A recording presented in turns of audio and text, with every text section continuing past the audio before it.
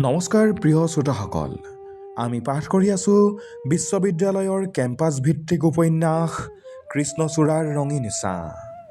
এয়া ২৭ নং খণ্ড, মৌন ৰক্ষক আৰু গোপন সত্য। পুৱা ৫ বজাত নীলাচল বিশ্ববিদ্যালয়ৰ বতাহজাক বৰ শীতল আছিল। বকুল ফুলবোৰ নিয়ৰত তিতি দলিচাৰ দৰে মাটিত পৰি আছিল।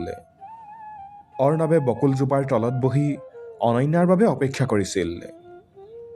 গোটেই ৰাতিটো সি শুব পৰা নাছিল।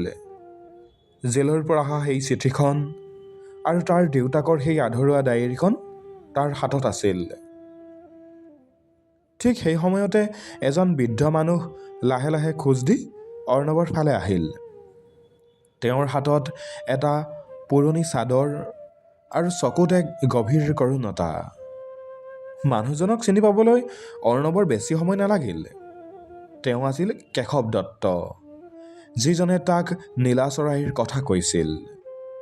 কেশৱ খুৰা, আপুনি ইমান পুৱাই ইয়াত? অৰ্ণৱে আচৰিত হৈ সুধিলে। কেশৱ দত্তই অৰ্ণৱৰ কাষত বহি এক দীঘল উশাহ ল'লে। অৰ্ণৱ, তুমি আজি যি কৰি দেখুৱালা, তাৰ পাছত মই এটা গোপন সত্য ধৰি ৰখাটো মোৰ বাবে পাপ হ'ব।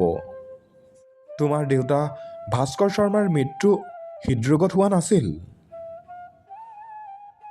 অৰ্ণৱৰ হাতত থকা ডায়েৰীখন খহি পৰিল। আপুনি কি ক'ব বিচাৰিছে খুৰা? তোমাৰ দেউতাই এই বিশ্ববিদ্যালয়ৰ এটা ডাঙৰ চিণ্ডিকেটত দুৰ্নীতি ধৰা পেলাইছিল। সেইদিনাও ঠিক তোমাৰ দৰেই তেওঁৰ নিৰ্বাচনত জয় নিশ্চিত আছিল।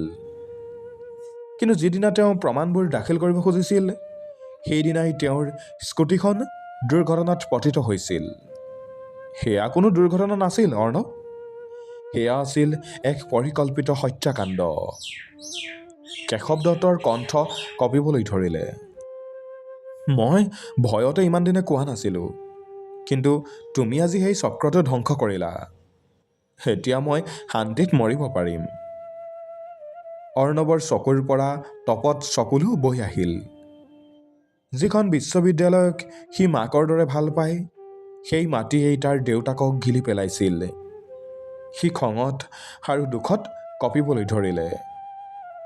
ঠিক তেতিয়াই অনন্যা আহি পালে।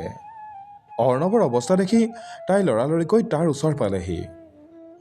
অৰ্ণৱ, কি হৈছে? তুমি কান্দিছা কিয়?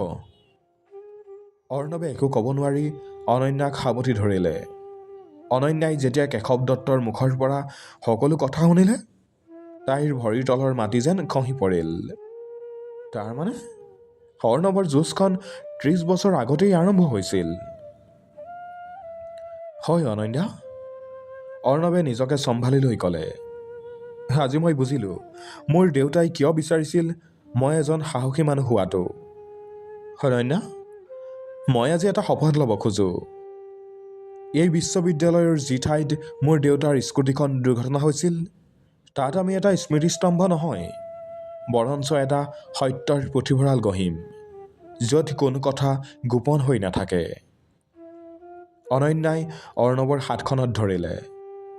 মই তোমাৰ লগত আছোঁ অৰ্ণৱ। আজিৰ পৰা তোমাৰ দেউতা কেৱল তোমাৰ নহয়, আমাৰ সকলোৰে আদৰ্শ। পুৱাৰ সুৰুজটো লাহে লাহে উঠি আহিল। অৰ্ণৱে তাৰ ডায়েৰীখন উলিয়ালে। আজিৰ পৃষ্ঠাত সি কেৱল এটা শাৰী লিখিলে। দেউতা, আজি মই আপোনাৰ স্কুটিখনৰ চকাটো আকৌ ঘূৰালোঁ। আপুনি য'ত থমকি ৰৈছিল তাৰ পৰাই মই আৰম্ভ কৰিলোঁ। এতিয়া আকাশখন নীলা আৰু আমাৰ সপোনবোৰ তেজৰ নহয়, বৰঞ্চ কৃষ্ণচূড়াৰ দৰে ৰঙীন আৰু জীৱন্ত। সি ডায়েৰীখন জপাই অনন্যাৰ চকুলৈ চালে। নতুন প্ৰত্যাহ্বানৰ বাবে সি এতিয়া সাজু।